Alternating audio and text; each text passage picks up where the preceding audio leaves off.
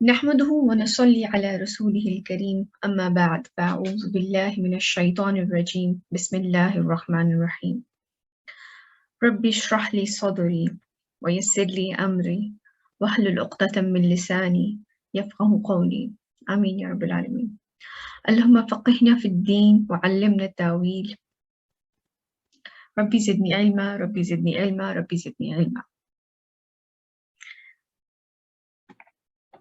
پہلے ہم ڈسکس کر لیتے ہیں کہ پچھلی ویک میں ہم نے کیا کیا چیزیں پڑھی تھی. ہمارے جو کی لیسن تھے وہ یہ تھے کہ ہمیں زمین کے اوپر اللہ سبحانہ وتعالیٰ نے خلیفہ کے طور پہ بھیجا ہے، تو ہمیں اپنی ورتھ پہچاننی چاہیے، ہمیں اس چیز کا احساس ہونا چاہیے کہ کتنی بڑی پوزیشن اللہ سبحانہ وتعالیٰ نے ہمیں دی ہے. اس کے اوپر باقاعدہ لڑائیاں ہو گئی ہیں ہمیں اس چیز کا اندازہ ہے کہ شیطان تو اڑ گیا تھا اس بات پہ کہ میں آدم کو سجدہ نہیں کروں گا. پھر اس کے بعد کہ ضروری نہیں ہے کہ تمام چیزیں جو کہ ہمارے سامنے آئیں دین سے ریلیٹڈ وہ ہمیں پتہ ہو، فوراً سمجھ آ جائیں. کچھ چیزیں شاید ایز آزمائش اللہ سبحانہ وتعالیٰ کی طرف سے کہ ہم ایمان رکھتے ہیں یا نہیں رکھتے، ہو سکتا ہے کوئی ایسی چیزیں ہوں جو ہمیں سمجھ میں نہ آئیں. جیسے کہ قرآن میں بھی کئی چیزیں، جیسے کل اس دن لاسٹ لیکچر میں نے آپ کو بتایا تھا کہ کچھ چیزیں احکام ہیں اور کچھ چیزیں متشابہات میں سے ہیں، یعنی کہ وہ ان کا سائن دیا گیا ہے لیکن ان کو کلیئرلی ایکسپلین نہیں کیا گیا. اینڈ اٹس فائن کہ اگر ہم چیز نہ جانتے ہو. اور پھر جب ہم نے اینجلز کا ایک بہت ہی خوبصورت اور اتنا انتہائی ہمبل جواب پڑھا جو کہ اللہ سبحانہ تعالیٰ نے قرآن میں مینشن کیا خاص طور پہ کہ ہم بس وہ جانتے ہیں جو کہ آپ نے ہمیں بتا دیا، اور آپ بہتر جانتے ہیں کہ کون سی چیز ہمیں بتانی ہے. آپ علیم الحکیم ہیں اور آپ بہتر جانتے ہیں کہ کون سی چیز ہمیں نہیں بتانی، ہمارے لیے ضروری نہیں ہے، یا پھر ہم وہ چیز کمپریہینڈ نہیں کر سکتے. پھر اگر ہم کوئی غلطی کرتے ہیں تو ہم فوراً اللہ سبحانہ تعالیٰ سے معافی مانگ لیں. یہ حضرت آدم کی سنت ہے. وہ کمپیریزن ہم نے کیا تھا کہ شیطان اڑ گیا تھا اپنی غلطی پر اور حضرت آدم نے غلطی کی تھی اور انہوں نے توبہ کر لی تھی. اور کہ جب بھی اللہ سبحانہ تعالیٰ کی طرف سے کوئی گائیڈنس آئے گی تو جو اس کو قبول کرے گا اسے نہ ہی کوئی خوف ہوگا نہ ہی وہ کبھی اسے کوئی غم ہوگا، کیونکہ اسے پتا ہوگا کہ یہ زندگی ٹیمپریری ہے، میں یہاں سے چلا جاؤں گا، کچھ عرصے کے لیے میرے رب نے مجھے یہاں رکھا ہے آزمائش کے طور پہ، اور وہ آزمائش کاٹنے کے بعد میں یہاں سے چلا جاؤں گا. اور پھر اللہ سبحانہ تعالیٰ نے آپ کے لیے جنت کی بشارت رکھی ہے. اور دوسری طرف اللہ سبحانہ تعالیٰ نے ان لوگوں کا بھی کمپیریزن کیا کہ جو نہیں مانیں گے ان کا کیا حشر ہوگا. تو ابھی سورہ بقرہ میں ہم نے کیا چیزیں ڈسکس ہوئی ہیں؟ حضرت آدم کے بارے میں جو کہ سب سے پہلے انسان تھے. اس کے ساتھ ساتھ فوراً ہی اب اللہ سبحانہ وتعالیٰ ہمیں بتا رہے ہیں کہ پہلی امت کون سی تھی. وہ امت تھی بنی اسرائیل. کون کون جانتا ہے بنی اسرائیل کے بارے میں؟ کوئی آئیڈیا ہے؟ بنی اسرائیل یعنی کہ چلڈرن آف اسرائیل، ان کے بارے میں ہمیں بتایا جا رہا ہے کہ حضرت آدم پہلے انسان تھے اور اس کے بعد جو پہلی شریعت دی گئی، کیونکہ اس سے پہلے جتنے بھی نبی آئے ان کو حضرت موسیٰ سے پہلے تک ان کو ڈائریکٹ لاز نہیں دیے گئے تھے کہ اس طرح کرنا ہے، اس طرح نہیں کرنا، اس طرح کرنا ہے، اس طرح نہیں کرنا. ان کے اوپر وحدانیت کا یا امورلٹی آپ یہ سمجھ لیں ان چیزوں کے اوپر زیادہ فوکس تھا. لیکن ایز اے امہ کتاب نازل ہونا یہ سب سے پہلے بنی اسرائیل کے اوپر ہوتی. تو اور پھر ہمارے ہاں تو یہ عام ٹرینڈ بن گیا ہے کہ جب ہم بنی اسرائیل کے بارے میں بات کرتے ہیں، بنی اسرائیل بیسیکلی ان میں سے کچھ جیوز ہیں اور کچھ کرسچنز ہیں. ہم آگے جا کے انشاءاللہ اس کے اوپر ڈیٹیل میں بات کریں گے. تو جب لوگ یہاں پر ہمارے ہاں بڑا ایک عام چیز ذہن میں آتی لوگوں کے کہ جب شاید بنی اسرائیل کے بارے میں بات ہو رہی ہے تو یہ تو جیوز کے بارے میں بات ہو رہی ہے. حالانکہ اللہ سبحانہ تعالیٰ نے قرآن میں کوئی بھی چیز بغیر کسی وجہ کے نہیں رکھی ہوئی. تو ہمیں یہ چیز کیوں پڑھائی جا رہی ہے؟ ایز اے لیسن فار اس. یہ ہمارے لیے ایز اے لیسن دیا گیا ہے. یعنی کہ بنی اسرائیل تھے، ان کو کتابیں دی گئی تھی، ان کو انبیاء ان کے اوپر آئے تھے، انہی میں سے آئے تھے، اور انہوں نے ہدایت مانگتے تھے، کفار کے مشرکین کے اگینسٹ وکٹری مانگتے تھے، فتح مانگتے تھے، ان کو وہ چیز عطا کر دی گئی. ہم نے سورہ فاتحہ میں اسی طرح یہ دعا مانگی کہ یا اللہ ہمیں بھی سیدھا راستہ دکھا دے. تو ہمیں بھی ہدایت دی گئی ہے، ہمیں بھی کتاب دی گئی ہے، ہمیں بھی پروفٹ دیے گئے رسول اللہ صلی اللہ علیہ وسلم. تو اب ہمارا طرز عمل کیا ان جیسا ہو جائے گا؟ ہماری لائف سٹائل کیا ان جیسی ہو جائے گی؟ تو یہ ایک کیس اسٹڈی کے طور پہ ہمیں دیا جا رہا ہے. یعنی کہ جب آپ میڈیکل کے اسٹوڈنٹ ہوتے ہیں یا لا کے اسٹوڈنٹ ہوتے ہیں، تو آپ کو جیسے اگر کوئی میڈیکل کا لیٹ سپوز اسٹوڈنٹ ہے تو اس کو پہلے ایکسپیریمنٹس بھی کروائے جاتے ہیں، ڈفرینٹ بیماریوں کے بارے میں اسے بتایا جاتا ہے، پھر مختلف مریضوں کی ان کو دکھائی جاتی ہے کیس کہ بھئی یہ اس طرح سے یہ بیماری تھی، اس کو ان دوائیوں سے ٹریٹ کیا گیا، یہ بیماری اس طرح سے شروع ہوئی. بالکل اسی طرح ہمیں بھی یہ ساری چیزیں بتائی جا رہی ہیں کہ یہ مسئلے تھے اس امت میں، انہوں نے بھی تمہاری طرح یہ دعائیں مانگی، یہ ہدایت مانگی، کتاب مانگی، ان کو ہم نے یہ ساری چیزیں دے دی، اور جب ہم نے دے دی تو پھر انہوں نے اس کا کیا حشر کیا. تو یہ بہت ایز اے کیس اسٹڈی سمجھیے گا اپنے لیے، حالانکہ بہت ہی ڈائریکٹ اللہ سبحانہ وتعالیٰ بات ان سے کر رہے ہیں، لیکن اب کیونکہ موجودہ امت، اب والی امت ہم ہیں، امت رسول صلی اللہ علیہ وسلم، جو بھی رسول اللہ صلی اللہ علیہ وسلم پہ ایمان لے آئے وہ ان کے امتی ہیں، اور اب یہ ہمارے اوپر رسپانسبلٹی ہے. تو پچھلی آیت میں ہم نے پڑھا تھا کہ جو بھی حضرت آدم کو کہا گیا تھا کہ میری طرف سے جب ہدایت آئے گی تو جو بھی اس پہ عمل کرے گا نہ اس کو کوئی خوف ہوگا نہ کوئی غم ہوگا. دوسری آیت میں آپ نے فرمایا کہ جو کفر کریں گے، تو کفر کرنے کے فوراً بعد اللہ سبحانہ تعالیٰ نے بنی اسرائیل کا ذکر کیا.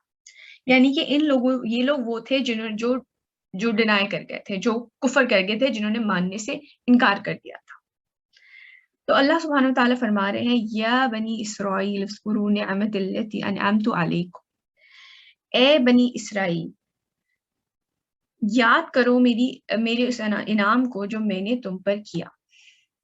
یعنی کہ رسولوں کو تمہارے اندر بھیجا، تمہارے اندر کتاب بھیجی، تمہیں اس وقت ایک سٹیٹس دیا گیا کہ یہ لوگ کتاب والے ہیں، ان کو بڑی عزت اس طرح سے دی گئی تھی. میں چاہتی ہوں کہ آپ کو تھوڑا سا بیک گراؤنڈ بتاؤں کہ بنی اسرائیل ایکچولی ہیں کون، تاکہ ہم بار ریلیٹ کر پائیں، کیونکہ ہم وہ امت ہیں جو کہ رسول اللہ صلی اللہ علیہ وسلم کی جو کتاب وہ لائے، جو شریعت وہ لائے، جو لاز وہ لے کر آئے، ہم اس پہ ایمان رکھتے ہیں اور عمل کرتے ہیں. لیکن قرآن میں جتنے بھی انبیاء کا ذکر ہے ہم ان سب پہ ایمان رکھتے ہیں، اور یہ ہمارا، آپ سمجھیں کہ یہ ہماری بیسیکلی ہسٹری ہے، تو ہمیں پتہ ہونی چاہیے یہ چیز. تو بنی اسرائیل اصل میں تھے کون؟ کسی کو کوئی اندازہ ہے کہ قرآن میں کبھی آپ لوگوں نے شاید نظر سے گزرا ہو، کہیں پڑھا ہو کہ قرآن میں کتنے پروفٹس آئے، کتنے پروفٹس کا ذکر آیا ہے؟ 2,60,000. نہیں، جن کا قرآن میں مینشن ہوا ہے بیٹے. 25. ایکسلنٹ. قرآن میں 25. یس 25 قرآن میں 25 پروفٹس کا ذکر ہوا ہے. اور حضرت آدم، حضرت شیس، حضرت ادریس، حضرت نوح، حضرت ہود، صالح، اور ان کے بعد جب حضرت ابراہیم آئے تو ان کے بارے میں اب ہم پڑھیں گے. ان کی اولاد میں سے تھے حضرت ابراہیم علیہ السلام، ان کی اولاد میں سے تھے بنی اسرائیل. اچھا، حضرت ابراہیم علیہ السلام کے ایک بیٹے تھے حضرت اسماعیل، ایک بیٹے تھے حضرت اسحاق، اور ایک بیٹے تھے مدین. اور حضرت مدین کے اولاد میں سے حضرت شعیب آئے. یہ سارے وہ پروفٹ ہیں جو قرآن میں مینشن ہے. حضرت اسحاق کی اولاد میں سے حضرت یعقوب آئے. حضرت یعقوب کا لقب تھا اسرائیل، اور ان کے آگے آئے حضرت یوسف. اور حضرت اسماعیل کی اولاد میں سے آئے رسول اللہ صلی اللہ علیہ وسلم. یہاں سے بتانے کا مقصد یہ ہے کہ یہاں سے ان کا یہودیوں کا بنی اسرائیل کا ایشو سٹارٹ ہو گیا تھا، جو کہ مدینے میں تھے جب رسول اللہ صلی اللہ علیہ وآلہ وسلم مدینے میں آئے ہیں، اور انہوں نے یہ دیکھا کہ بنی اسماعیل میں سے جو حضرت ابراہیم کے بیٹے تھے، بنی اسماعیل میں سے ایک نبی آ گئے. انہوں نے کہا یہ تو ہمیشہ یعقوب کی نسل میں سے آتے تھے، حضرت اسحاق کی نسل میں سے آتے تھے، یہ ان لوگوں کے پاس کہاں سے آ گئے؟ انہیں بڑا تکبر تھا اس چیز کا کہ نبی تو صرف ہمارے اندر سے آئے، یہ ان میں سے نبی کیسے آ گئے؟ اس بات پہ یہ اڑ گئے تھے. پہلا ایشو انہیں یہاں سٹارٹ ہو گیا تھا کہ ہم نہیں مانیں گے بنی اسماعیل میں سے آیا ہے کوئی، ہمارے ہمیشہ تو پروفٹ ہم ان کو کہتے تھے we are the chosen people of lord, ہمیں اللہ تعالیٰ نے سلیکٹ کر لیا ہے اس دنیا کے اوپر، تمام لوگوں کے اوپر، ان سب میں سپیریئر ہماری قوم ہے. جو کہ یہ غلط فہمی انہیں آج تک ہے، آج تک کے جوز کو یہ غلط فہمی ہے کہ کوئی اور انسان ان کے برابر نہیں ہے. جس طرح تمام انسانوں کو اختیار دیا گیا ہے جانوروں کے اوپر، اسی طرح ہمیں اختیار دیا گیا ہے تمام انسانوں کے اوپر. یہ والا مائنڈ سیٹ ان کا تب بھی تھا اور اب بھی ہے، اور تبھی آپ اس کے اوپر ریسرچ اگر کریں تو اندازہ ہو کہ آج کل کی جتنی بھی برائیاں ہیں ان میں وہ ساری انیشیٹ کہاں سے ہو رہی ہیں اور کس مائنڈ سیٹ سے ہو رہی ہیں؟ وہ اس مائنڈ سیٹ سے ہو رہی ہیں. جی لیزا، آپ نے ہاتھ کھڑا کیا بیٹے؟ جی مجھے پوچھنا تھا why didn't حضرت محمد صلی اللہ علیہ وسلم get accepted if he came from حضرت اسماعیل علیہ السلام؟ ان کو مسئلہ یہ تھا بیٹے، اصل میں آپ حضرت یعقوب اور سوری حضرت اسحاق اور حضرت اسماعیل کی جب وہ لینیت چلی ہے تو حضرت اسحاق سے لے کے حضرت عیسیٰ تک، میں آگے جا کے ابھی آپ کو دکھاتی ہوں، بہت سارے پروفٹس بیچ میں آئے ہیں، اور ایک بیٹے کی اولاد میں سے یعنی کہ حضرت اسحاق کی اولاد میں سے تمام انبیاء آ رہے تھے. تو انہوں نے کہا یہ دوسرے ہمارے چچا کی اولاد میں سے کیسے آ گئے؟ یہ جو رائولری ہے یہ ہم ابھی بھی دیکھتے ہیں کہ بہن بھائی، انہوں نے تو خیر اوبیسلی آپس میں نہیں کی، لیکن جو ان کی اولاد تھی ان میں یہ چیز تھی کہ ان میں سے اس نسل میں سے کیسے آ گئے، یہ تو ہماری نسل اتنی سپیریئر ہے. میں بھی آگے آپ کو دکھاتی ہوں.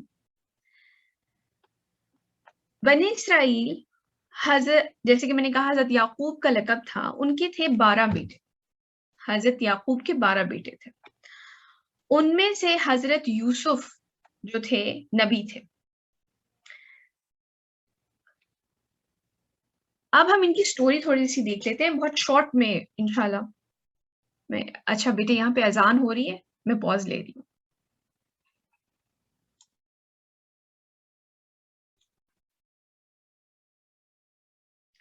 اوکے، تو حضرت یعقوب کے 12 بیٹے تھے، ان میں سے ایک نبی تھے حضرت یوسف.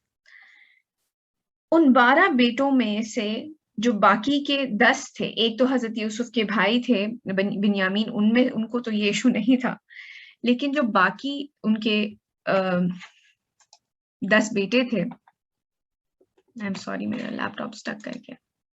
ہاں، ان کے جو باقی بیٹے تھے ان کو ایک ایلیمنٹ آف جیلسی تھا حضرت یوسف کے ساتھ. ایک تو حضرت یوسف کی بیوٹی کے بارے میں بھی ہم نے بہت پڑھا ہے، پھر ان میں ایک، کیونکہ وہ شروع میں بہت چھوٹے تھے جب ان کو ایک خواب آ گیا تھا. انشاءاللہ حضرت یوسف کی سورہ یوسف میں جب ہم پڑھیں گے تو بڑی ڈیٹیل میں اس کے بارے میں پڑھیں گے کہ ان کو نبوت کا سائن مل گیا تھا. تو ان کو ایک جیلسی تھی کہ حضرت یعقوب جو تھے ان کو لگتا تھا کہ وہ بہت زیادہ امپورٹنس دیتے ہیں حضرت یوسف کو، تو اس وجہ سے ان کے اندر ایک جیلسی کا ایلیمنٹ آ گیا تھا، اور انہوں نے پھر پلان کیا حضرت یوسف کو مار دینے کا. اور ان کو جا کر پھر ایک بھائی نے کہا کہ اس کو مارو نہیں، اس کو کسی ایسی جگہ پہ ڈالاؤ کہ بس ہم سے دور ہو جائے. تو انہوں نے پھر ایک کنویں میں ان کو ڈال دیا تھا. پھر اللہ سبحانہ تعالیٰ کی طرف سے ایک قافلہ آیا، انہوں نے ان کو نکالا وہاں سے، وہ ان کو مصر لے گیا، اور وہاں جا کر ان کو اللہ سبحانہ تعالیٰ نے کچھ عرصے بعد بہت عزت دی اور بڑا اکرام کیا، اور وہ وہاں پر ایک بڑی ہائی پوزیشن پہ پہنچ گئے. اور پھر آگے جا کے انشاءاللہ یہ ہم پوری ڈیٹیل میں پڑھیں گے، اور انہوں نے پھر اپنے بھائیوں کو معاف کر دیا. آگے جا کے انشاءاللہ جب ہم پڑھیں گے، اور یہ پوری جو نسل تھی بنی اسرائیل کی ایجپٹ میں جا کے آباد ہو گئی، مصر کے اندر آباد ہو گئی. تو اس کے بعد مصر میں جو اس وقت رولنگ جو بھی فرعون تھا وہ حضرت یوسف کے ٹائم والا، تو وہ بڑا اچھا اور اس طرح سے ان کے ساتھ بڑے اچھے طریقے سے وہ رہا، لیکن اس کے بعد جو آئے انہوں نے بنی اسرائیل کو غلام کے طور پہ بنا لیا اور ان سے جو ہے ان کے اوپر کافی مظالم بھی ڈھائے اور بہت انہوں نے جو ہے ان کے ساتھ برا سلوک کیا. تو پھر حضرت موسیٰ کا قصہ اس میں آتا ہے. پھر حضرت موسیٰ جب آئے تو انشاءاللہ ہم آگے جا کے ڈیٹیل بھی اس کی آتی جائے گی حضرت موسیٰ کے قصے کے بارے میں. لیکن آپ یہ دیکھیں کہ یہ جو ایک سائڈ پر حضرت یعقوب جو حضرت اسرائیل جن کا لقب تھا، ان کے بعد حضرت یوسف، حضرت ہارون، حضرت ذوالکفل، حضرت داؤد، حضرت سلیمان، مطلب ملٹیپل پروفٹ ان میں سے آئے ہیں بنی اسرائیل میں سے، ملٹیپل پروفٹس. تو ان کو اس بات کا بہت زیادہ زوم تھا کہ ہم میں سے ہمیشہ سے پروفٹس آتے ہیں، حضرت عیسیٰ تک انہی میں سے پروفٹ آئے ہیں. تو یہ کہتے تھے کہ نبی ہمارے میں سے آئے ہیں اور جو ہمارے بنانے والا ہے اس نے ہماری قوم سے کمیونیکیٹ کیا ہے، تو ہم بہت سپیریئر قوم ہیں. لیکن اس کے باوجود یہ لوگ جو انبیاء تھے انہیں اپنے دماغ میں قتل بھی کرتے رہے، مطلب انہیں قتل بھی کرتے رہے ہیں، انہیں ڈینائی بھی کرتے رہے ہیں، ان کا جو بھی میسج آیا تھا اس کو بھی وہ ٹوٹلی رد کرتے رہے. اگر میں چاہ رہی ہوں کہ آپ اس چیز سے ریلیٹ کریں، ابھی چل رہا ہے 2000 رائٹ، 2021. حضرت ابراہیم علیہ السلام ہمارے سے کوئی 4000 سال پہلے تھے، اور حضرت ابراہیم علیہ السلام اور حضرت موسیٰ میں تقریباً کوئی 500 ایئرس کا گیپ تھا. یہ بات سمجھ آ رہی ہے آپ لوگوں کو؟ یاد رکھنے کی ضرورت نہیں ہے لیکن سمجھ آ رہی ہے؟ یس ہاں. تو تقریباً ان میں 500 ایئرس کا گیپ تھا. ہمارے سے بھی 4000 ایئرس کا ہے، لیکن حضرت ابراہیم اور حضرت موسیٰ میں 500 ایئرس کا گیپ تھا. اور حضرت موسیٰ سے لے کے حضرت عیسیٰ تک آلموسٹ 1500 ایئرس کا گیپ ہے. اور اس کے دوران اکارڈنگ ٹو سم اسکالرس کوئی ٹائم ایسا نہیں رہا ہے کہ کوئی نہ کوئی نبی موجود نہ رہا. مستقل پے در پے ہدایت کے لیے کوئی نہ کوئی ڈرانے والا، کوئی نہ کوئی ہر وقت موجود رہا ہے انسانیت کے درمیان، کہ جو اللہ سبحانہ تعالیٰ کے دین کی طرف دعوت دیتا رہے. اور آپ یہ دیکھیں کہ باقی نسلوں میں سے بھی پروفٹس آئے ہیں، لیکن حضرت یعقوب کی نسل سے تو ماشاءاللہ بہت زیادہ، تقریباً میں ایک دفعہ کام کی تھی 9-10 پروفٹس تو انہی میں سے آ گئے آؤٹ آف 25. لیکن جب حضرت موسیٰ کے بعد ملٹیپل پروفٹس آئے، انہوں نے ڈینائی کیا، انہوں نے نہیں مانی. حضرت موسیٰ والی اگر انشاءاللہ جب ہم آگے جا کے حضرت موسیٰ کا قصہ پڑھیں گے تو پھر آپ لوگوں کو ابھی اس کے بعد ہی انشاءاللہ فوراً شروع ہو جائے گا اگلے لیسن میں انشاءاللہ، کہ ہمیں احساس ہوگا کہ یہ کس قدر برے طریقے سے ڈینائی کرتے تھے، انکار کرتے تھے نبیوں کا، ان کے لائے ہوئے میسج کا انکار کرتے تھے، اللہ سبحانہ تعالیٰ کی طرف سے جو احکام آتے تھے ان کا انکار کرتے تھے. اور ہوتے ہوتے ہوتے یہ ان لوگوں کی گمراہی اور ان کی سرکشی اور ان کا تکبر اتنا زیادہ بڑھ گیا تھا کہ حضرت عیسیٰ کو انہوں نے اپنے، ہمارا تو مسلمس کا تو بلیف یہ ہے کہ حضرت عیسیٰ جو تھے. جی What does RA mean in Hazrat Yusuf? Sorry دوبارہ سے بتائیے. What does RA mean in Hazrat Yusuf? او اچھا، ہم سوری میں نے آر لکھ دیا، علیہ السلام ہم لکھتے ہیں ان کے اوپر سلامتی ہو، اس کا مطلب یہ ہوتا ہے حضرت یوسف کے آگے، یہ میں نے آر غلطی سے لکھ دیا. خیر، تو انہوں نے اپنے دماغ میں حضرت عیسیٰ کو قتل کر دیا. انہوں نے یہ ڈینائی کر گئے حضرت عیسیٰ جب اللہ سبحانہ تعالیٰ کا پیغام لے کر آئے تو بنی اسرائیل کے اوپر ہی بھیجے گئے تھے یہ بھی. تو انہوں نے ان کا نہ ہی صرف انکار کیا بلکہ اپنے دماغ میں ان کو سولی چڑھا کر ان کو قتل کر دیا. حالانکہ ہم مسلمانوں کا یہ بلیف ہے کہ قرآن میں اللہ سبحانہ تعالیٰ نے یہ لکھا ہے کہ نہ ہی انہیں سولی چڑھایا گیا، نہ ہی انہیں قتل کیا گیا. اللہ سبحانہ تعالیٰ نے انہیں ان کے جسم کے ساتھ، ہم جب ہماری ڈیتھ ہوتی ہے تو یوزلی ہماری روح قبض کی جاتی ہے، لیکن حضرت عیسیٰ کو ایز اٹ از ان کے جسم کے ساتھ آسمان پہ اٹھا لیا گیا تھا. اور یہ چیز ہمارے اور کرسچنز کے درمیان ملتی جلتی ہے، کیونکہ کرسچنز یہ کہتے ہیں کہ ان کا انتقال ہو گیا تھا، پھر انہیں غار میں رکھ دیا گیا اور وہاں سے وہ آسمان پہ اٹھا لیے گئے، اور اسلام یہ کہتا ہے کہ نہ ہی انہیں سولی چڑھایا گیا، یعنی کہ انہیں ہینگ نہیں کیا گیا سلیب پہ، مطلب سلیب پہ نہیں چڑھایا گیا، اور نہ ہی ان کو وہ قتل کر سکے.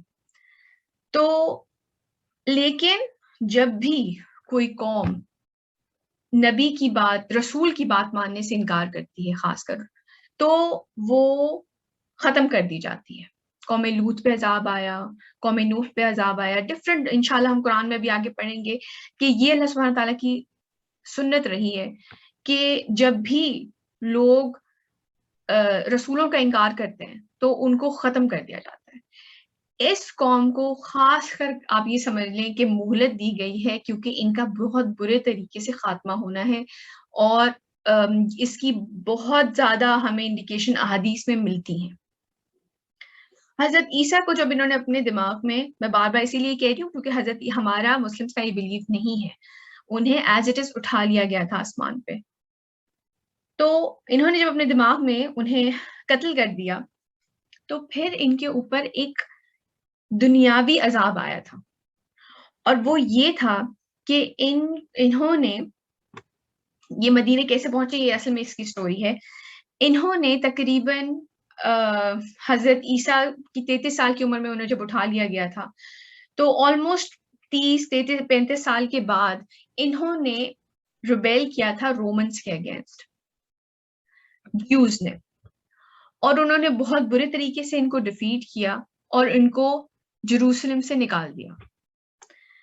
یہ ایک بہت بڑا عذاب تھا ان کے اوپر، اور یہ پھر پوری دنیا میں پھیل گئے، کیونکہ ان کو یہ کہہ دیا گیا تھا کہ اب تم یہاں پر نہیں رہ سکتے. ارض مقدس کہا جاتا ہے آج بھی، جو حالات وہاں پر ہو رہے ہیں انشاءاللہ اس کے اوپر بھی کبھی ڈیٹیل میں بات کریں گے.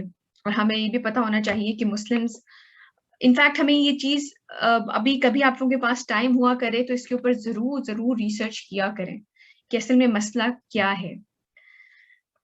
یہ وہاں رہ رہے تھے، انہوں نے حضرت عیسیٰ کو قتل کیا اپنے دماغ میں، اور پھر انہوں نے کچھ عرصے بعد جب ریبیل کیا تو ان کو بہت برے طریقے سے رومن امپائر نے، رومنز نے، رومیوں نے ان کو وہاں سے نکال دیا اور ان سے کہہ دیا کہ تم یہاں پر نہیں رہ سکتے، اور پھر یہ پوری دنیا میں اسپریڈ ہو گئے. اور وہاں سے بھاگ کر 3 قبیلے یہاں پر مدینے کے اندر آباد ہو گئے. اب آپ یہ دیکھیں کہ وہاں سے نکلے ہیں، پوری دنیا میں پھیل گئے ہیں.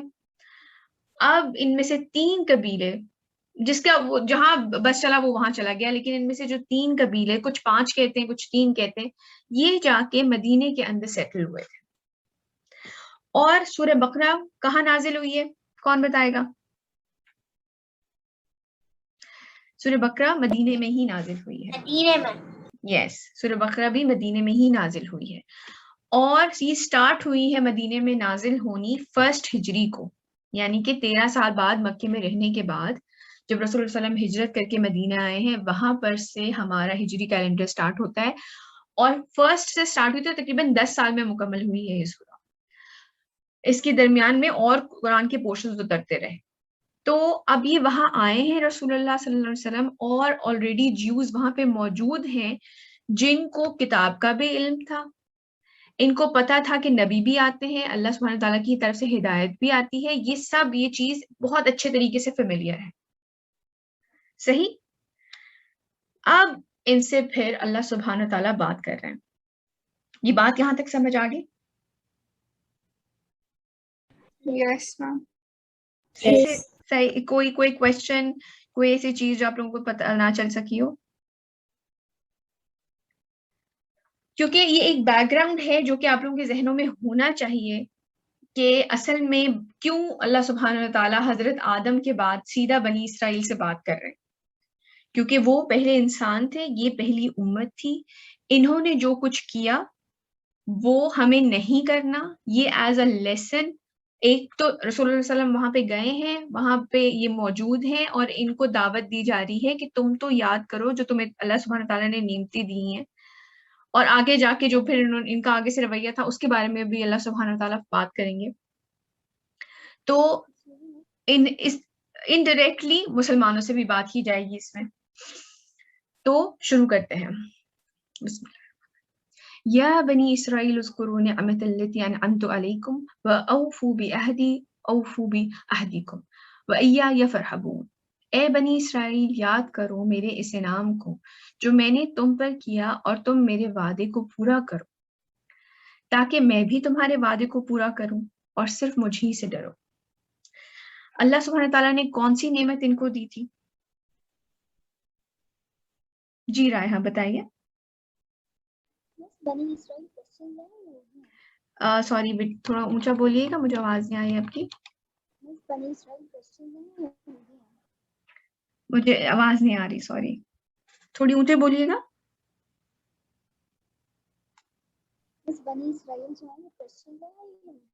یہ جیوز ہیں.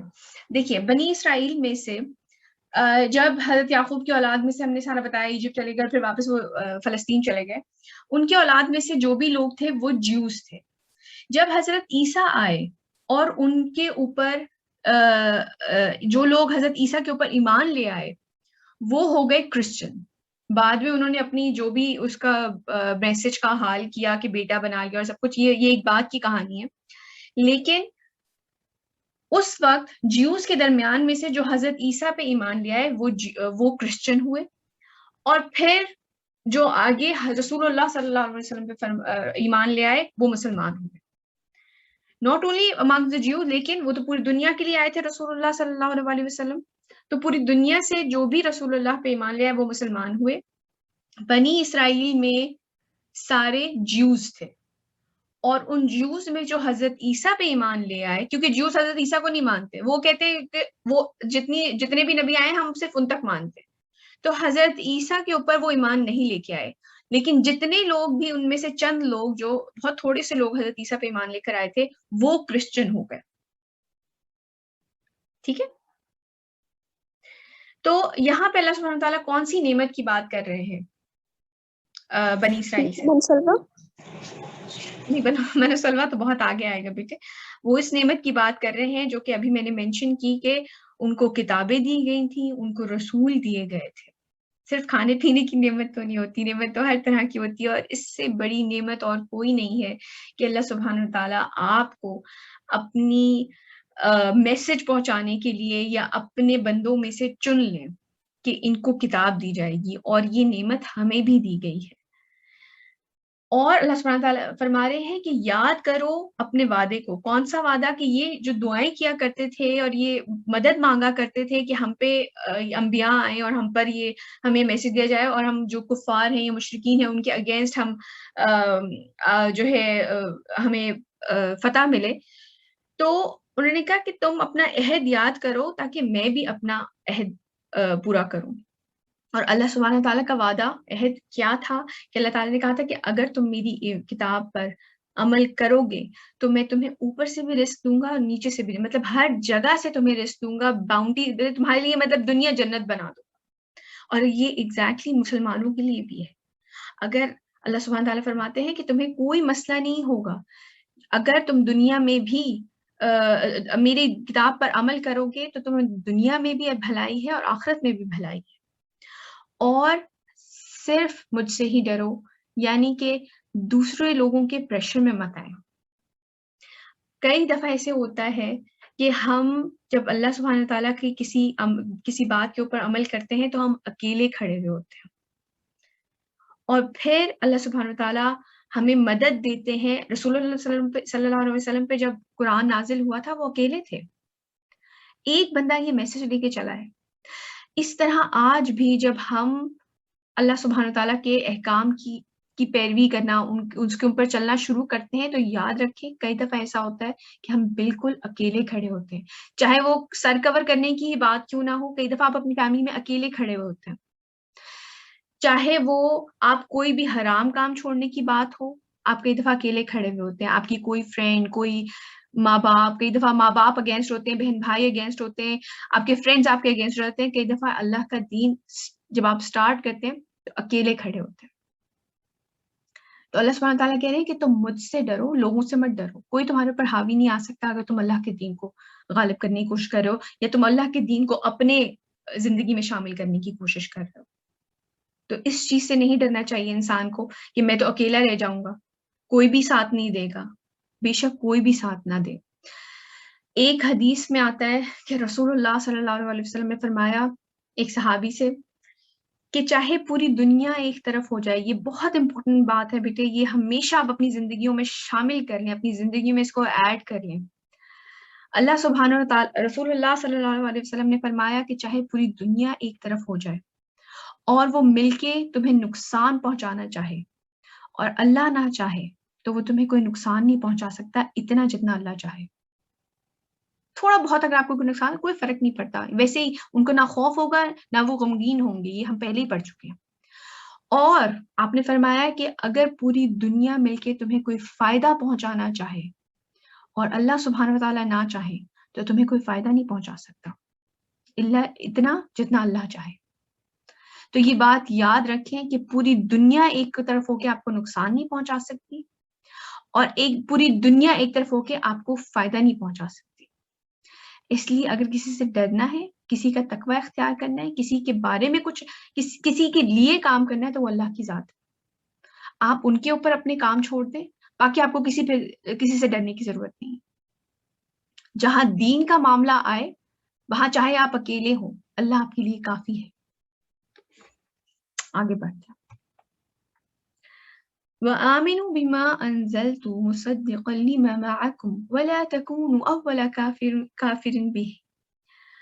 اور ایمان لاؤ اس کتاب پر جو میں نے نازل کی ہے، جو تصدیق کرتے ہوئے آئی ہے اس کتاب کی جو تمہارے پاس ہے، اور تم ہی سب سے پہلے اس کا کفر کرنے والے نہ بن جاؤ. کون سی کتاب تھی جو ان کے پاس پہلے سے موجود تھی؟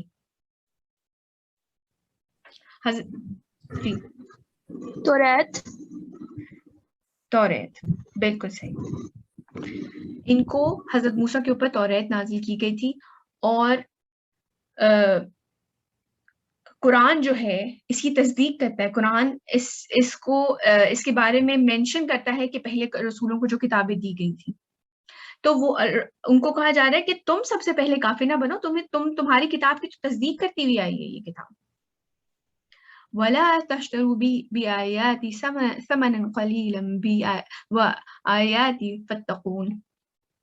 اور میری آیات کے عوض حقیر سی قیمت قبول نہ کرو. یعنی کہ دنیا ایک حقیر سی جگہ ہے، بہت ہی کم قیمت والی جگہ ہے، آپ سمجھ لیں.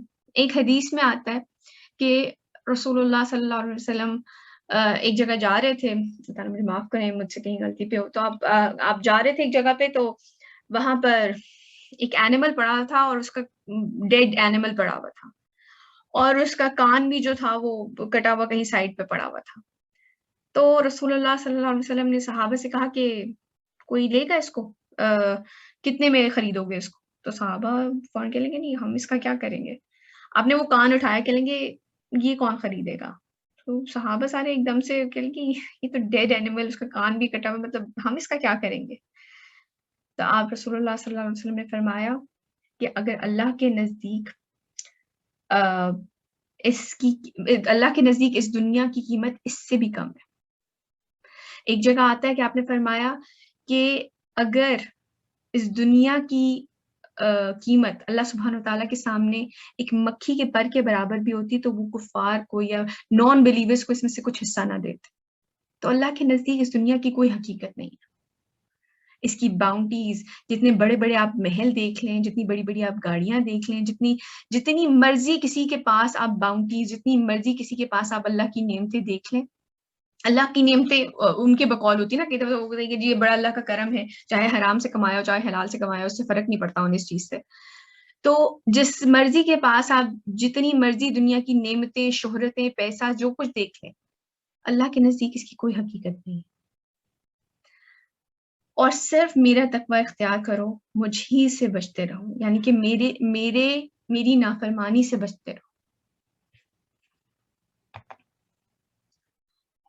وَلَا تَلْبِسُوا بِالْحَقَّ بِالْبَاطِلِ وَتَكْتُمُونَ الْحَقَّ وَأَنْتُمْ تَعْلَمُونَ.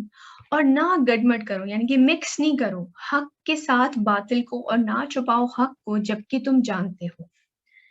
جب ان سے بات کی جا رہی ہے تو اللہ سبحانہ وتعالیٰ، اس کا کہنے کا مقصد یہ ہے کہ وہ جانتے تھے کہ رسول اللہ صلی اللہ علیہ وسلم آنے والے ہیں. ان کی کتابوں میں رسول اللہ صلی اللہ علیہ وسلم کے آنے کے بارے میں پہلے سے لکھا ہوا تھا، موجود تھا. انہیں پتا تھا کہ جو یہ بات کہہ رہے ہیں یہ بالکل سچ ہے، جو پیغام یہ اللہ سبحانہ وتعالیٰ کا لے کے آئے ہیں یہ بالکل حق ہے. وہ بالکل جانتے تھے. ایک جگہ قرآن میں آتا ہے کہ یہ رسول اللہ صلی اللہ علیہ وسلم کو اس طرح پہچانتے ہیں جس طرح اپنے بیٹوں کو پہچانتے.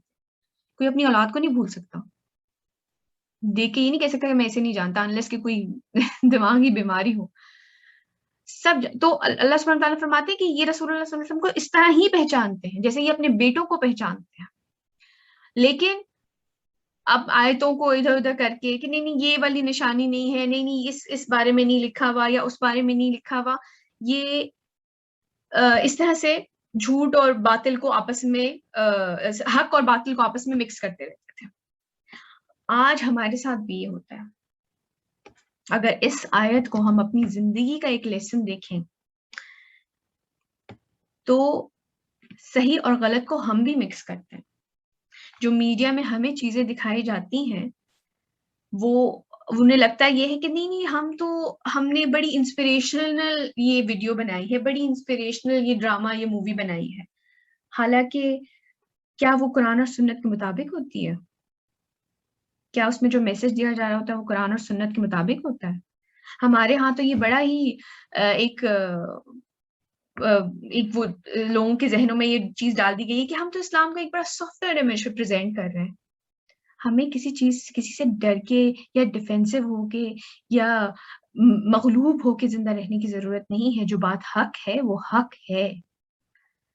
ہمیں نہیں پتہ چلتی کہ کون سی بات صحیح ہے کون سی بات غلط ہے.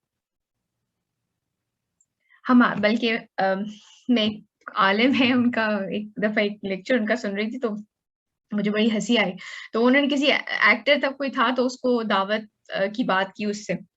تو کہنے لگے کہ ایک دن مجھے اس کی کال آئی اور اس نے کہا کہ مولوی صاحب میرے لیے دعا کریے گا، میری فلم آنے والی ہے وہ کامیاب ہو جائے. تو کہنے لگے میں ہنسنے لگا اور میں نے دل میں جو ہے نا میرے ہاتھ جوڑے اللہ تعالیٰ کے سامنے اور میں نے کہا کہ اللہ میں نہیں دعا کر رہا ہے اسی پہ. کیونکہ کیا کچھ نہیں ہوتا ان موویز میں. کون سی چیز دین کے مطابق ہو رہی ہوتی ہے؟ کیا مطلب میں تو الفاظ نہیں میرے پاس کہ میں کس طریقے سے یہ چیز بیان کروں کہ کون سے ایلیمنٹ کو آپ اٹھا کے، کیونکہ یہ تو غلط اور صحیح کو اگر لیٹ سپوز آپ کوئی بڑا اچھا میسج ہے اس مووی کے اندر، لیکن اللہ تعالیٰ تو کہہ رہے ہیں کہ تم صحیح اور غلط کو آپس میں مکس مت کیا کرو. ایک حرام طریقے سے محرم نامحرم ایک دوسرے کے ساتھ کسی بھی رشتے میں ایک دم سے آ جاتے ہیں. کبھی بہن بن جاتے ہیں، کبھی بیوی بن جاتی ہے، کبھی کوئی گرل فرینڈ بن جاتی ہے، کبھی وہی ماں بن جاتی ہے، یا کوئی وہ بندہ جو ہے وہ اسی طرح کبھی بھی کسی بھی رشتے میں آ جاتا ہے. اور ہم تو میسج بڑا اچھا ہے اس مووی میں، اس ڈرامے میں جو ہم لوگوں کی سوچ بدلنا چاہ رہے ہیں نا وہ بڑا امیزنگ ہے. غلط اور صحیح کو گڈمٹ مت کرو، یہ اللہ سبحانہ تعالیٰ نے کہہ دیا ہے. یہ نہیں کہہ سکتے وہ اس مووی کا میسج ہماری زندگیاں نہیں، ایسا کچھ نہیں ہوگا. صرف قرآن کا میسج لوگوں کی زندگیاں بدلتا ہے. تو غلط اور صحیح کو گڈمٹ مت کرو. جو صحیح ہے وہ صحیح ہے اور اس کو صحیح طریقے سے ہی پریچ کیا جائے گا، اور جو غلط ہے وہ غلط ہے اور اس کو آپ صحیح طریقے سے پریچ نہیں کر سکتے. آگے چلتے ہیں. وَأَقِيمُوا الصَّلَاةَ وَآتُوا الزَّكَاةَ وَارْكَعُوا مَعَ الرَّاكِعِينَ. اور نماز قائم کرو اور زکوٰۃ ادا کرو اور جھکو نماز میں جھکنے والوں کے ساتھ. یعنی کہ رسول اللہ صلی اللہ علیہ وسلم اور مسلمانوں کے ساتھ کھڑے ہو، وہ جو دعوت لے کر آئے ہیں اس کو قبول کرو، ان کے ساتھ نماز ادا کرو، ان کے ساتھ زکوٰۃ ادا کرو. اور کچھ اسکالرس کے نزدیک انہوں نے اپنی نماز میں سے رکوع جو تھا وہ نکال دیا تھا، اس لیے بھی اس کے اوپر ایمفیسس کیا گیا ہے. تو رکوع کرو رکوع کرنے والوں کے ساتھ.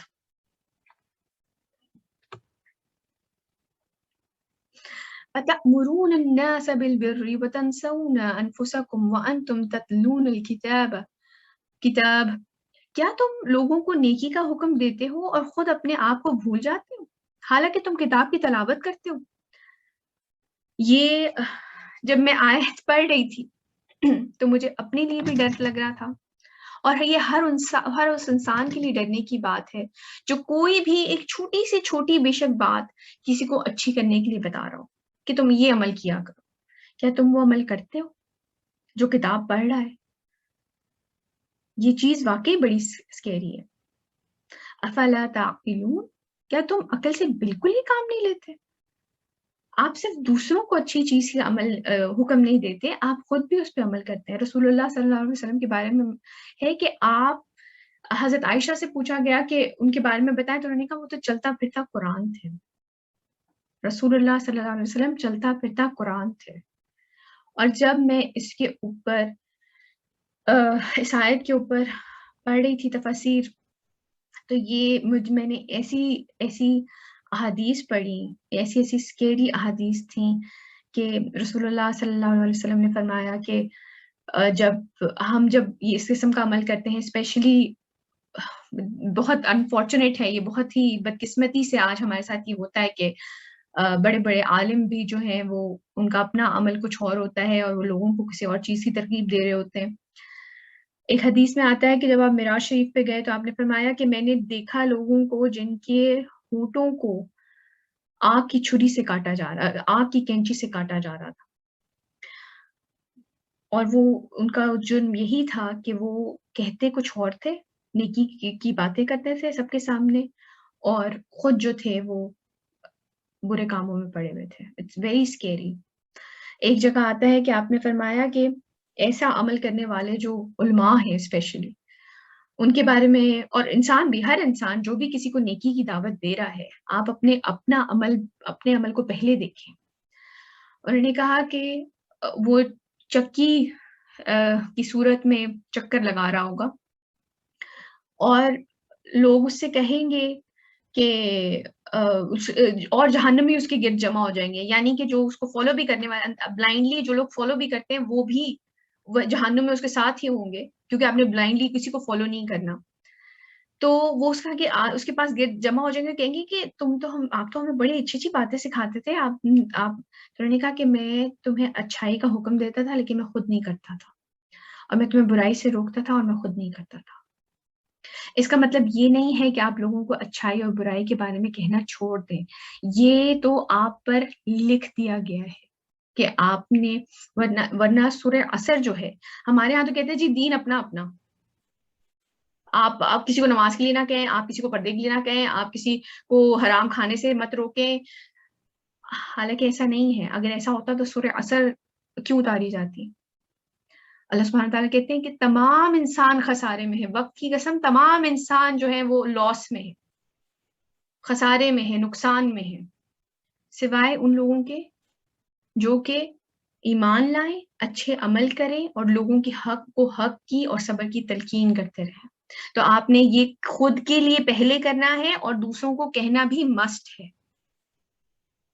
کہ آپ کوئی انسان اپنی جان چھڑا کے نہیں بھاگ سکتا کہ نہیں میں اچھا عمل نہیں کر سکتی تو میں کسی کو کہہ بھی نہیں سکتی. تو کرو بھائی اچھا عمل. خود میں کیا جہنم میں جانے کے بارے میں سوچ رکھا ہے؟ اچھا عمل کرو اور دوسروں کو بھی کہو. حضرت عمر کا بلکہ جو ایک بات آئی تھی، میں نے پہلے بھی مینشن کی ہے کہ انہوں نے کہا کہ دین کو پھیلاؤ بغیر بولے، اور جب ان سے کہا گیا کیسے تو انہوں نے کہا اپنے عمل سے پھیلائیں لوگوں تک.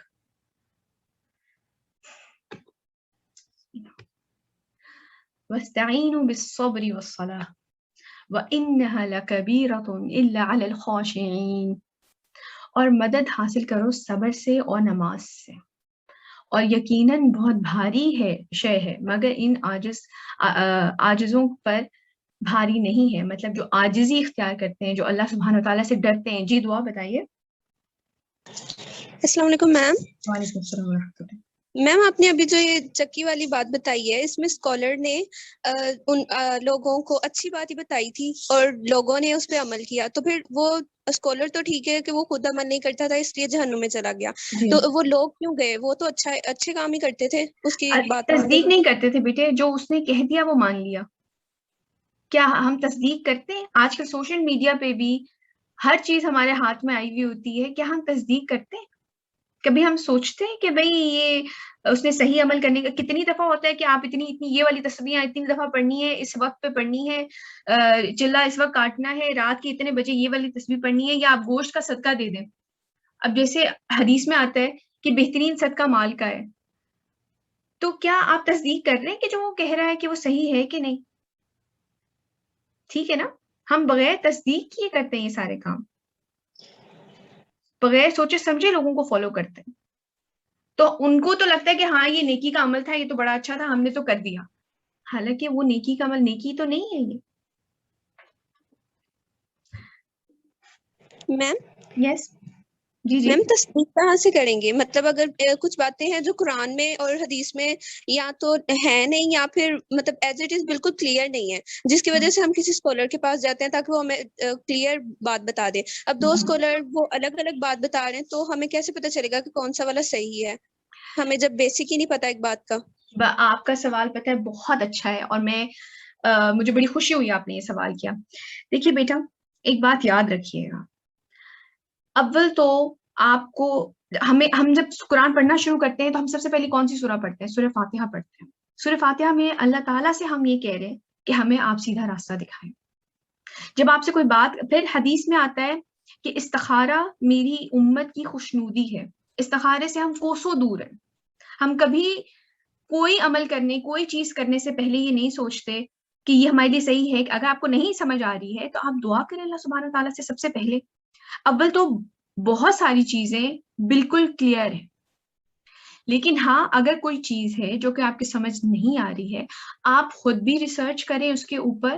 بہت ساری ایسی مطلب اگر آپ احادیث کے بارے میں بات کریں تو صحیح مسلم، صحیح بخاری، یہ 2 احادیث کی کتابیں ہیں جو کہ بالکل جن کے بارے میں اوتھینٹسٹی کنفرمڈ ہے کہ یہ بالکل اوتھینٹک ہے. سب سے پہلے آپ کے پاس قرآن ہے، آپ قرآن سے مدد لیں. دوسرا، آپ حدیث سے مدد لیں. پھر آپ اسکالرس کے پاس جائیں. یہ تو نہیں ہو سکتا کہ یہ تینوں باتیں ڈفرینٹ ہوں گی، نہیں ہو سکتا نا. یس میم. اور پھر سب سے جو آپ کے پاس امپورٹنٹ چیز ہے وہ دعا ہے. جس کا یہ دین ہے نا، وہ ہر وقت آپ کو سن رہے ہیں. وہ کہتے ہیں مجھ سے مانگو. میرے ساتھ جب یہ کوئی مسئلہ آتا ہے نا اور مجھے سمجھ نہیں آتا کہ میں اس طرف کروں یا میں یہ والا کام کروں یا میں یہ والا کام کروں، تو میں اللہ تعالیٰ سے دعا کرتی ہوں کہ یا اللہ مجھے آپ بتا دیں، مجھے نہیں سمجھ آ رہا کہ مجھے کیا کرنا ہے. یہ والے مسئلے تو یوزلی ہمیں دین کے معاملوں میں آتے ہیں نا، تو آپ اللہ سبحانہ تعالیٰ سے استخارہ کریں، دعا کریں اللہ تعالیٰ سے. سورہ فاتحہ، آپ سوچیں قرآن پڑھنے سے پہلے ہمیں یہ کہہ دیا گیا ہے کہ ہم سورہ فاتحہ پڑھتے، سب سے پہلی سورہ ہم سورہ فاتحہ پڑھتے ہیں، ہے کہ نہیں؟ What do you think؟ یس میم. ہمارے پاس دعا سب سے بڑا ہتھیار ہے. آپ اللہ سبحانہ تعالیٰ سے، حدیث میں رسول اللہ صلی اللہ علیہ وسلم کے بارے میں ایسی دعائیں وہاں پر جو ہے صحیح دعائیں موجود ہیں جو کہ آپ مانگا کرتے تھے کہ یہ ان لوگوں میں جس بات کا جھگڑا ہے صحیح اور غلط کا، مجھے آپ سیدھا راستہ بتائیں، مجھے اس میں سے بچائیں. تو اس سے بڑی اور کوئی بلیسنگ نہیں ہو سکتی انسان کے لیے کہ وہ اللہ سبحانہ تعالیٰ سے دعا کرے کہ مجھے سیدھا راستہ دکھائیں. پھر آپ کے پاس قرآن موجود ہے، آپ خود قرآن کھولیں. بلکہ اب تو جو ہے اس طرح کے بھی اویلیبل ہیں قرآن، جیسے احکام القرآن کے نام سے، کہ اگر کوئی اسپیسیفک حکم آپ نے دیکھنا ہے، وہ قرآن، وہ اس ٹاپک کے ایک ٹاپک وائز قرآن ڈیوائڈ کیا ہوا ہے کہ اس ٹاپک کے اندر آپ اس قرآن میں جتنی بھی آیتیں ہیں وہ اس ٹاپک کے اندر لکھی ہوئی. جیسے طلاق کے معاملے میں لیٹس سپوز، تو طلاق کی ہیڈنگ کے اندر تمام آیتیں، صرف قرآن کی آیتیں وہاں پہ موجود ہیں کہ آپ وہ دیکھ لیں کہ یہ احکام آئے ہیں قرآن کے طلاق کے بارے میں. سرچ انجن، جب آپ نیٹ پر جائیں، طلاق لکھیں، آگے حدیث لکھیں، جتنی آپ کو حدیث، اور پھر نیچے ریفرنسز. پھر آپ کو میرے ساتھ یوزلی ہوتا ہے کہ اگر میرے سامنے کوئی حدیث آتی ہے تو کچھ حدیث کی جیسے ویب سائٹس ہیں، کچھ بکس ہیں میرے پاس، تو میں ان کو کنفرم کرتی ہوں کہ وہ وہاں پر موجود ہیں کہ نہیں، وہ والا حدیث کا نمبر وہ والا موجود ہے کہ نہیں. اور سب سے بڑی دعا ہے مجھے، آپ بالکل صحیح کہہ رہی ہیں. آج جب رسول اللہ صلی اللہ علیہ وسلم نے فرمایا تھا نا کہ میں تمہارے اوپر فتنوں کی بارش ہوتے ہوئے دیکھتا ہوں، تو یہ وہی فتنے ہیں جو کہ ہمیں کنفیوز کرتے ہیں. یہ کنفیوژن سب سے بڑا فتنہ ہے جو کہ ہمارے اندر ڈال دیا گیا ہے. صحیح غلط علم بڑھائیں اپنا. بس فتنوں کی بارش کا مطلب یعنی کہ آپ چاروں طرف سے گھر جائیں گے برائی سے. رسول اللہ صلی اللہ علیہ وسلم نے فرمایا کہ آپ کو مطلب اس کا مفہوم یہ ہے کہ آپ کو کوئی راستہ نہیں ملے گا کہ آپ کے پاس آپ کے اوپر حد، اب جب آپ باہر جاتے ہیں اور جب بارش ہو رہی ہوتی ہے، اگر آپ کے پاس کوئی گھر یا کوئی شیڈ نہیں ہے تو آپ بچ کے کہیں نہیں جا سکتے نا. اسی طرح آپ نے فرمایا کہ تمہارے اوپر میں فتنوں کی بارش، یعنی کہ تو آپ وہاں بچ کے کہاں جائیں گے؟ آپ بچ کے حدیث، قرآن اور حدیث کے شیلٹر میں آئیں گے، اپنی نالج بڑھائیں. ایک حدیث میں آتا ہے کہ رسول اللہ صلی اللہ علیہ وسلم نے فرمایا کہ آخری وقت میں کون بچے گا، یعنی کہ جب وہ دجال کا ٹائم ہے اور سارا ٹائم ہے، تو آپ نے فرمایا علم والے سے بچ سکیں گے. ایکسکیوز می، میرا یہ سوال ہے کہ ہمارے پاس اب اتنی زیادہ سوشل ویب سائٹس ہے، اس پہ بھی حدیث وغیرہ آتی رہتی ہے، لیکن جو نا جیسے کہ میں نے نا مدرسۃ القائم ہے نا اس سے فالو کیا ہوا ہے، تو وہ لوگ جو حدیث وغیرہ بھیجتے ہیں یا روایت بھیجتے ہیں وہ ود ریفرنس بھیجتے ہیں پراپر، جیسے کہ نا صحیح بخاری کی حدیث ہے یا بہار الانوار کی حدیث ہے، والیوم نمبر، جلد نمبر، حدیث نمبر، پیج نمبر، سب سارے ریفرنس کے ساتھ بہت اچھا بھیجتے ہے، ہیں. بہت اچھا ہے، بہت اچھا. اس کے بعد بھی ہمیں اسے چیک کرنا ہے یا اتنا انف ہے؟ نہیں، انشاءاللہ اتنا انف ہے بیٹے. اور اگر کوشش کریں کہ ایک آدھ دفعہ کسی دوسری جگہ سے کاؤنٹر چیک کر لیں. اگر آپ ہر دفعہ ایسا ہو رہا ہے کہ وہ صحیح ہے تو آپ کے لیے انشاءاللہ کوئی مشکل نہیں ہے. یہ تو بہت اچھا ہے کہ وہ اس طریقے سے بھیجتے ہیں. ایک آدھ دفعہ کبھی بیچ بیچ میں سے کاؤنٹر چیک کر لیا کریں، کسی اور جگہ سے وہ چیک کر لیا کریں کہ ہاں کیا واقعی یہ والی حدیث موجود ہے صحیح بخاری سے. میرے ساتھ کئی دفعہ ایسا ہوتا ہے کہ مجھے نہیں ملتی. یس میم، اس دن جس طرح گوگل پہ میں کوئی حدیث سرچ کری تھی اور اس میں پوری ان لوگوں نے ریفرنس دیا ہوا تھا سارا کچھ، لیکن جب حدیث ادھر جا کے دیکھی تو وہ اس بات سے ریلیٹڈ بھی نہیں تھی جو ادھر ان لوگوں نے کوٹ کی ہوئی تھی. بالکل ایسے ہوتا ہے، بالکل ایسے ہوتا ہے. لوگ اپنی بات، اپنا کوئی بھی ایجنڈا، کوئی بھی پوائنٹ آف ویو رکھ کر اور نیچے، یہ تو بس بہت بڑا وہی بات ہے کہ آپ یہ دیکھیں کہ یہی باتیں بنی اسرائیل کے بارے میں ہو رہی ہیں اور یہ ہمارے لیے بھی اسی طرح کا لیسن ہے. چلیں انشاءاللہ آگے بڑھتے ہیں. اوکے. اور مدد حاصل کرو صبر اور نماز سے، اور یقیناً یہ بہت بھاری شے ہے مگر ان عاجزوں پر بھاری نہیں ہے. یہ مجھے بڑا انٹرسٹنگ لگا کہ آپ یہ دیکھیں کہ ہم 2 سواد مینشن ہوئے ہیں، ہے نا، ٹیکنگ ہیلپ تھرو دا سوادز، صبر اور صلات. زندگی میں کبھی بھی کوئی مشکل ہو، کبھی کوئی مسئلہ ہو، ہر چیز کا حل دے دیا اللہ سبحانہ وتعالیٰ نے ان 2 چیزوں میں. ایک حدیث میں آتا ہے کہ حضرت ابو ہریرہ ایک صحابی تھے رضی اللہ تعالیٰ عنہ، ان کے بارے میں ہے کہ میں الٹا لیٹا ہوا تھا پیٹ کے درد سے، مطلب ان کو اتنا شدید درد ہو رہا تھا پیٹ میں، تو رسول اللہ صلی اللہ علیہ وسلم آئے اور انہوں نے فرمایا کہ اٹھو نماز پڑھو، نماز میں شفا ہے. اور صبر کے بارے میں تو ملٹیپل ماشاءاللہ حدیث آپ کو ملتی ہیں. اور اسپیشلی جو ایک چیز ہمیں ذہن میں رکھنی چاہیے کہ صبر وہ ہوتا ہے جو کہ سب سے پہلے جب آپ کو ایک دم سے پتہ چلی ہے کوئی بری خبر یا کوئی ایک دم سے آپ کو کوئی چیز ہٹ کی ہے، اس وقت جو صبر ہے نا، ہم یوزلی اپنی پوری بھڑاس نکالنے کے بعد صبر کرتے ہیں. وہ اس صبر کا وہ اجر نہیں ہے جو اس صبر کا ہے. کہ آپ نے فرمایا کہ صبر وہ ہے جو کہ آپ کو جب پہلی اسٹرائک لگے، وہ اس پہ جب آپ صبر کرتے ہیں وہ بہترین صبر ہے. تو صبر سے اور نماز سے اپنی زندگی کی ہر مشکل میں، ایک حدیث میں آتا ہے کہ رسول اللہ صلی اللہ علیہ وسلم جب نماز کے لیے کھڑے ہوتے تھے، جب انہیں کوئی مسئلہ ہوتا تھا، کوئی پریشانی ہوتی تھی، کوئی غم ہوتا تھا، تو آپ نماز پڑھتے تھے. اور میں آپ کو یہ اپنے پرسنل ایکسپیرینس سے بتا رہی ہوں کہ کبھی ایسی کوئی بری خبر، چاہے کتنی ہی بری خبر ہو، اللہ تعالیٰ سب کو صحت زندگی دے، سلامتی دے، کتنی ہی بری خبر ہو، آپ واقعی میں چاہے آپ رو رہے ہیں، جو مرضی کر رہے ہیں، آپ اٹھیں، وضو کریں، نماز پڑھیں، آپ کو اللہ سبحانہ و تعالیٰ سکون عطا کریں گے.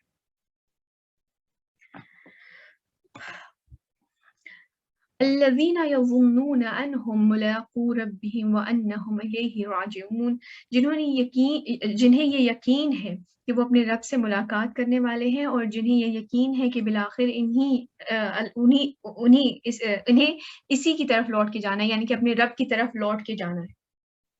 ان کے لیے نماز مشکل نہیں ہے. اللہ جو اس سے پہلے یہ آیا ہے کہ جو بے شک یہ ایک بھاری کام ہے، لیکن ان لوگوں کے لیے نہیں ہے جو کہ جنہیں پتا ہے کہ وہ اپنے رب کی طرف لوٹ کے جانے والے ہیں. انہیں پتا ہے یہ بات یہ فیئر اللہ سبحانہ تعالیٰ کا جو ہے نا، یہ ان کے لیے کافی ہے کہ ہم نے واپس اپنے رب کے سامنے کھڑے ہونا ہے. تو اس لیے زندگی میں بہت سارے ایسے موقع آتے ہیں جب ہمیں صبر کی ضرورت ہوتی ہے، جب ہم، اور نماز تو ویسے ہی فرض ہے. تو یہ ان 2 چیزوں سے ہمیں مدد حاصل کرنے کے لیے کہا گیا ہے. ایکسکیوز می میم، جی بیٹے. بہت سی جگہوں پہ صبر کرنے کا کے اجر کو بہت زیادہ ایمفسائز کیا گیا ہے، جی لیکن میں نے پڑھا بھی ہوا ہے قرآن میں کہ ابن آدم کو اللہ تعالیٰ نے عزت اور آزادی دے کر پیدا کی ہے. تو جب ہماری ذات پہ یا پھر ہمارے کیریکٹر پہ یا کوئی بھی ایسی چیز جو ہمیں بہت پریشیس ہے اس کے اوپر کوئی اس کی نفی کرے تو ہمیں صبر کر لینا چاہیے اس پہ، کہ اپنے حق کے لیے آواز اٹھا لینی چاہیے. آپ کو جو صحیح بات ہے وہ ہر حال میں کہنی ہے. آپ رزلٹ پہ صبر کریں. آپ نے آپ کے بارے میں آپ کی بہت بہت بہت اچھی آپ نے بات کی. بہت کامن ہے عورتوں کے کردار کے اوپر، مردوں کے بھی چٹکی بجا کے اور کردار کے اوپر بات آ جاتی ہے. حالانکہ انشاءاللہ جب ہم آگے جا کے اس کے بارے میں پڑھیں گے تو ہم بڑے اچھے طریقے سے یہ میسج ہے ان لوگوں کے لیے جو کہ لوگوں کے کردار کے اوپر یا کسی بھی چیز کے اوپر بات کر دیتے ہیں. آپ کو صحیح بات ہر حال میں کہنی ہے. انشاءاللہ حضرت عائشہ کے واقعے کے اندر ہم یہ پڑھیں گے، ان کے کردار کے اوپر الزام لگایا گیا تھا اور بے شک کہ وہ انتہائی بےہودہ اور بے بنیاد الزام تھا. اور حضرت وہ ہماری والدہ ہیں، امہات المومنین انہیں کہا گیا. اور جب ان کے اوپر الزام لگایا گیا تھا تو آپ اپنے آپ کو جو صحیح بات ہے وہ سامنے ضرور رکھیں، 100% رکھیں، لیکن رزلٹ کے پہ صبر کریں. جو بھی آگے رزلٹ نکلتا ہے، ہو سکتا ہے وہ آپ کے حق میں ہو سکتا ہے وہ آپ کے خلاف ہو، لیکن صحیح بات آپ نے ضرور کرنی ہے. یہاں تک کہ ایک حدیث میں آتا ہے کہ یہ تم پہ فرض ہے کہ تم اگر کسی شخص کو تمہارے بارے میں کوئی غلط فہمی ہے تو تم اسے دور کرو. تو آپ نے صحیح بات ضرور آگے رکھنی ہے، لیکن اس کے بعد جو بھی ہوتا ہے وہ آپ اللہ سبحانہ تعالیٰ پہ چھوڑ.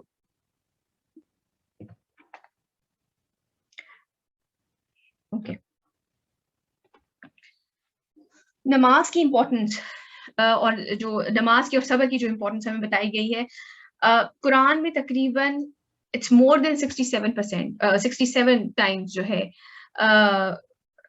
نماز کا حکم دیا گیا ہے. یعنی کہ اللہ سبحانہ تعالیٰ کا ایک ہی دفعہ کسی بات کا کہہ دینا نا کافی ہو جاتا ہے. مطلب ضروری نہیں ہے کہ وہ ہمیں کوئی چیز بار بار کہے، لیکن نماز کی امپورٹنس، اس کے اجر کے بارے میں، اس کے چھوڑنے کے اوپر عذاب کے بارے میں، اس کے بارے میں آلموسٹ 67 ٹائمز اور اس سے بھی زیادہ اس کو مینشن کیا گیا ہے کہ نماز کو قائم کرو. اور یہ نہیں ہے کہ آپ دوسروں کو نماز کا کہتے رہیں، آپ خود بھی اس کے اوپر عمل کریں. نماز سے اور صبر سے اللہ تعالیٰ کی مدد حاصل کریں. اور نماز اور صبر ان لوگوں کے لیے مشکل نہیں ہے جو کہ جانتے ہیں کہ انہوں نے اپنے رب کی طرف لوٹ کے جانا ہے. اچھا بیٹا 1 بج گیا، 2 آیتیں اور ہیں، میں کر لوں؟ Yes ma'am. Okay, thank you. یا بنی اسرائیل اذکروا نعمتی التی انعمت علیکم وانی فضلتکم علی العالمین. اے یعقوب کی اولاد، میں نے اس لیے میں چاہتی تھی کہ آپ لوگوں پہلے والا پورا بیک گراؤنڈ دیکھیں. جی میں چاہتی تھی کہ آپ کو پہلے والا بیک گراؤنڈ آپ کو پتا ہو کہ کون ہے بنی اسرائیل. تو اللہ سبحانہ تعالیٰ فرما رہے ہیں کہ اے یعقوب کی اولاد، یاد کرو میرے اس انعام کو جو میں نے تم پر کیا، یعنی کہ تمہارے اوپر رسول بھیجے، نبی بھیجے، اور یہ کہ میں نے تمہیں فضیلت عطا کی تمام جہانوں پر. یعنی کہ اس وقت جتنے اور لوگ وہاں پہ موجود تھے ان میں سے تمہیں چوز کیا تھا ایز اے نیشن کہ تم لوگ یہ میسج لے کے چلو گے. حالانکہ ظاہر سی بات ہے اگر وہ یہ چیز مانتے اور وہ کفر نہ کرتے تو وہی ساری چیزیں اسپریڈ ہوتی ہیں. لیکن اللہ سبحانہ تعالیٰ حکیم ہے، علیم ہے، وہ جانتے ہیں. جیسے کہ رسول اللہ صلی اللہ علیہ وسلم کے بارے میں ہے کہ جو ان پہ ایمان لے آئے وہ ان کا امتی ہے. تو ایک جگہ ایک حدیث میں آتا ہے کہ یہ کیونکہ obviously جس کو کتاب دی گئی ہو، جو اس پہ عمل کر رہا ہو، یہ ایک بہت بڑی نعمت ہے، یہ بہت بڑا ایک انعام ہے. ایک جگہ آتا ہے کہ رسول اللہ صلی اللہ علیہ وسلم نے فرمایا کہ تم 70ویں امت، تم پہ کمپلیٹ ہوتی ہیں یہ امتیں، اور تم اللہ کے نزدیک بہتر اور ریسپیکٹڈ ہو. یعنی کہ جو بھی آپ پہ رسول اللہ صلی اللہ علیہ وسلم پہ ایمان لے آیا وہ بہتر ہے اور اللہ سبحانہ تعالیٰ کی طرف کے سامنے معزز ہے. جو بھی رسول اللہ صلی اللہ علیہ وسلم کے اوپر ایمان لے آیا اور اس نے اپنی زندگی اس کے مطابق گزاری. وَاتَّقُوا يَوْمًا لَا تَجْرِي نَفْسٌ عَن نَفْسٍ شَيْئًا، اور ڈرو اس دن سے کہ جس دن کام نہ آ سکے گی کوئی جان کسی دوسری جان کے کچھ بھی.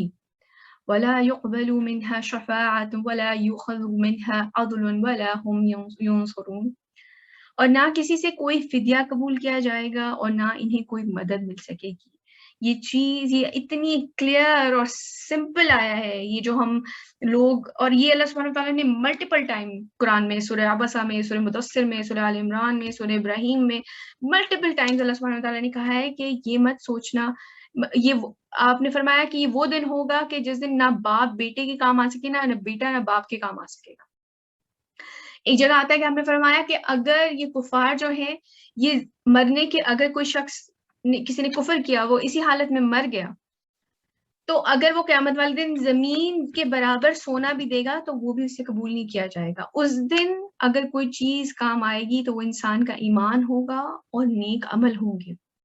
یہ جو فلاں مطلب نیک لوگ ہوں گے، انہوں نے اپنے زندگی نیکی طریقے سے گزاری ہوگی، لیکن یہ مقبروں پہ جانا اور شرائنز پہ جانا اور لوگوں سے دعائیں کروانا اپنے لیے کہ شاید ان کو لگتا ہے کہ اس وجہ سے وہ بخشے جائیں گے، ایسا کچھ نہیں ہونے لگا. یہ بات اللہ سبحانہ تعالیٰ نے اس آیت میں کلیئر کر دی ہے. اور ڈرو اس دن سے کہ جس دن کام نہ آ سکے گی کوئی جان کسی دوسری جان کی. یہ نہیں ہے کہ اس کی جگہ مجھے لے لیں. اس دن ان کے بارے میں آتا ہے کہ وہ تمام انبیاء جو ہیں وہ کہیں گے نفسی نفسی، یعنی کہ میں بچ جاؤں. انبیاء بھی یہ کہہ رہے ہوں گے کہ میں بچ جاؤں، اور نہ کسی کو وہ شاید آپ لوگوں نے سنا ہو بڑی نفسی نفسی کا عالم ہوگا، یعنی کہ نفسی یعنی کہ میری جان، میں بچ جاؤں کسی طرح. اور نہ کسی سے کوئی سفارش قبول کی جائے گی اور نہ کسی سے کوئی فدیہ قبول کیا جائے گا. یہ بھی نہیں ہے کہ سفارش ہو کہ بھئی چلیں چھوڑ دیں، یہ میرے ماننے والے تھے، میں جو ہوں ان کا بزرگ تھا، میں ان کا پیر تھا، میں آپ کو کہہ رہا ہوں ان کو معاف کر دیں. ایسا ہو سکتا ہے کہ کوئی اول تو کوئی خود نیک انسان ہے اور کسی بد انسان کی سفارش کرے گا کہ نہیں آپ اس دن تو سب کہہ رہے ہیں کہ وہ اپنے بارے میں سوچ رہے ہوں گے. اور نہ کسی سے کوئی فدیہ قبول کیا جائے گا کہ جی پیسے لے کے چھوڑ دیا جائے معاذ اللہ. اور نہ انہیں کوئی مدد مل سکے گی. اللہ کے سوا تو کوئی مددگار نہیں، اور وہ تو اللہ کے دنیا میں اللہ کے اگینسٹ ہی کھڑے ہو گئے تھے، تو پھر کیسے مدد ملے گی.